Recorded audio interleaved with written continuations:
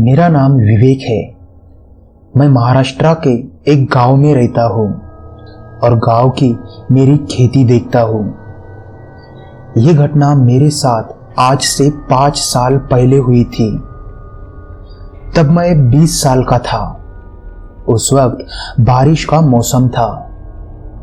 बारिश का मौसम होने की वजह से सब लोग अपने खेतों में काम करने के लिए जाते थे। मैं भी अपने खेतों में काम के लिए जाता था। गांव से मेरा खेत लगभग 2 या 2.5 किलोमीटर की दूरी पर था। मैं मेरे खेत में कभी बैलगाड़ी से और कभी पैदल भी जाता था।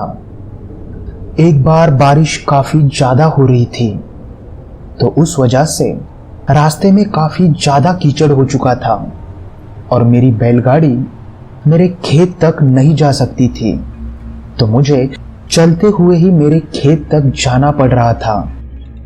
ऐसे ही एक बार मैं खेत से काम करके शाम के 7 बजे मैं मेरे घर पर आ रहा था। उस वक्त हल्की हल्की बारिश हो रही थी। मैं थोड़ा ही आगे चला होगा तो बारिश अब काफी ज्यादा बढ़ गई थी, तो मैं भागते हुए एक पेड़ के नीचे गया। वो पेड़ एक बरगद का पेड़ था। वो बरगद का पेड़ होने की वजह से अब मुझे बारिश नहीं लग रही थी। मैंने मेरी नजर रास्ते पर थोड़ी दूर डाली तो रास्ते पर मुझे एक भी आदमी नजर नहीं आ रहा था। मैं वहां पर रुककर अब मुझे 20 मिनट हो चुके थे, लेकिन बारिश कम होने का नाम ही नहीं ले रही थी। अब बारिश के साथ साथ बिजलियां भी चमक रही थी। जहां तक कि मेरा ख्याल है, उस बरगद के पेड़ के पास से मेरा घर आधे घंटे की दूरी पर था। अब काफी ज्यादा अंधेरा भी हो रहा था।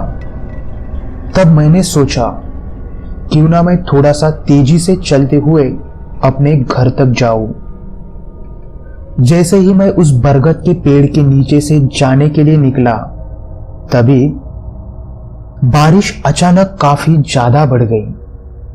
तो मैंने सोचा, अरे यार, थोड़ी देर इसी पेड़ के नीचे रहता हूं। तो मैं उसी पेड़ के नीचे उस घनघोर अंधेरे में अब रुका हुआ था। थोड़ी देर बाद जब मैंने मेरे मोबाइल की स्क्रीन ऑन की और मोबाइल में देखा तो रात के 8:15 हो चुके थे। बारिश अभी भी रुकने का नाम नहीं ले रही थी। फिर मैंने मोबाइल की स्क्रीन ऑफ की, लेकिन तभी एकदम से बिजली चमकी। मेरा मोबाइल मेरे हाथ में ही था। तब अचानक ही मेरी मोबाइल की स्क्रीन में मुझे पेड़ के ऊपर एक आदमी बैठा हुआ दिखा। जब मैंने उस मोबाइल की स्क्रीन में थोड़ा और ज्यादा गौर से देखा तो मेरी मोबाइल की स्क्रीन में मुझे ऐसा दिखा कि वो आदमी मेरी ही तरफ देख रहा है। मेरी अब ऊपर देखने की हिम्मत ही नहीं हो रही थी। मैंने जल्दी से मेरा मोबाइल अपनी जेब में डाला और मैं वहां से काफी तेजी से निकला। लेकिन तभी उस पेड़ पर बैठे आदमी ने मुझे आवाज दी, अरे विवेक भाई, थोड़ी देर और यहां पर रुको, बारिश बहुत है। उसकी वो डरावनी आवाज सुनकर मैं काफी तेजी से आगे की ओर रास्ते पर चलने लगा। ऊपर से बारिश भी काफी ज्यादा हो रही थी, लेकिन अब मैं उसकी परवाह किए बिना ही रास्ते से काफी तेजी से चल रहा था। तभी रास्ते से चलते चलते मुझे पीछे से किसी के चलने की आवाज आई।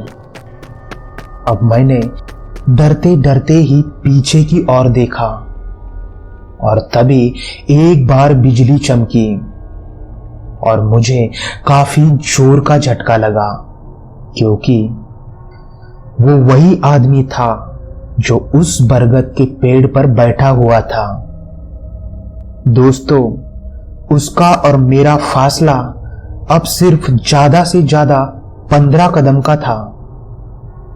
उसने लाल शर्ट और सफेद कलर की पैंट पहनी हुई थी और वो मेरी तरफ देख रहा था। ऊपर से बारिश भी हो रही थी और बिजलियां भी चमक रही थी। उस बिजली की रोशनी से उसका चेहरा मुझे और भी ज्यादा डरावना दिख रहा था। उसके गाल पर एक जख्म लगा हुआ था क्योंकि उसके गाल से खून आ रहा था। तभी वो मुझे बोला, थोड़ी देर और उस बरगद के पेड़ के पास रुको, चलो जल्दी, मैं तुम्हें लेने आया हूं। मैंने कुछ भी ना सोचते हुए वहां से काफी तेजी से मैं मेरे घर की तरफ भागने लगा। तो मुझे ऐसा लगा कि वो भी मेरे पीछे पीछे भाग रहा है। मैं काफी तेजी से मेरे घर की तरफ भाग रहा था। तभी मुझे पीछे के रास्ते पर जमा पानी में कुछ गिरने की आवाज आई। जब मैंने पीछे मुड़कर देखा तो उस आदमी का पैर एक गड्ढे में फंसकर वो नीचे जमीन पर गिर चुका था। फिर मैंने ज्यादा ना सोचते हुए फिर से आगे देखा और एक बार काफी तेजी से मैं दौड़ने लगा। थोड़ी ही देर में मैं मेरे घर पर पहुंचा और मैंने ये सारी बात मेरे पिताजी को बता दी। तो वो मुझे बोले, अब आज के बाद रात को कभी भी उस बरगद के पेड़ के नीचे मत रुकना, क्योंकि जो आदमी तुझे रात को दिखा है ना, वो हमारे ही गांव का था। उसका नाम श्याम था। एक दिन खेतों से काम करके वो अपने घर को लौट रहा था। उस वक्त बारिश का मौसम था, तो बारिश काफी ज्यादा आ रही थी। तो उस वजह से वो रास्ते से आते आते उस बरगद के पेड़ के नीचे रुक गया। लेकिन तभी अचानक से उसके ऊपर बिजली गिर गई और वो वहीं पर मर गया। बेटा, तब से उसकी आत्मा उस बरगद के पेड़ पर ही रहती है। मैं तुझे ये बात पहले ही बता देना चाहता था, लेकिन कभी कभी रात को तेरा उसी रास्ते से आना जाना था, तो मैंने सोचा तू डर जाएगा, इस वजह से मैंने तुझे ये बात पहले नहीं बताई। दोस्तों, उस दिन के बाद मैं बारिश के मौसम में सिर्फ उस बरगद के पेड़ के नीचे ही नहीं, बल्कि किसी भी पेड़ के नीचे नहीं रुका।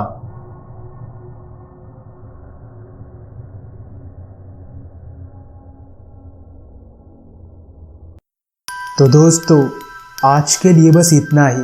अगर कहानी अच्छी लगी हो तो उसे लाइक, शेयर, कमेंट और चैनल को सब्सक्राइब ज़रूर कर दीजिए, ताकि आपको ऐसी ही डरावनी कहानियाँ सुनने को मिल सके। तो चलिए दोस्तों, अब हम मिलेंगे कल रात ठीक 10 बजे। तब तक के लिए अपना और अपने परिवार का ख्याल रखिए।